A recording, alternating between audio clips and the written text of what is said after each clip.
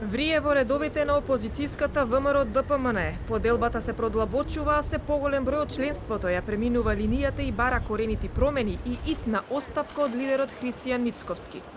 Високи партиски членови, меѓу кои поранешните градоначалници на аеродром Дојран и Бутел, Ивица Конески, Борче Стамов и Петре Латиновски, актуелниот градоначалник на Илинден Жика Стојановски, како и Филип Петровски и Лука Кржаловски, застанаа пред седиштето на матичната партија и побараа вонреден партиски конгрес и оставка од лидерот Христијан Мицковски и актуелното раководство, откако и на последните парламентарни избори доживеа пораз и не успеа да формираат влада. Оттаму тие порачаа дека доколку Мицковски не го послуша апелот на членството, сами ќе превземат чекори за закажување на вонреден конгрес, за што напоменаа дека имаат доволен број на членови. На ВМРО ДПМН не му треба лидерство кое денес ќе каже едно, а утре нешто сосема спротивно.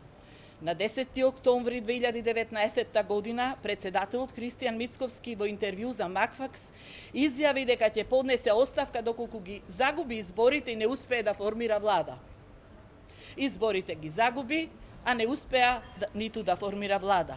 Останува само да ја сочува честа и достоинството, да си го испочитува зборот даден и да се повлече, оставајќи простор членството на партијата да избере нов председател кој што ќе не поведе во нови победи.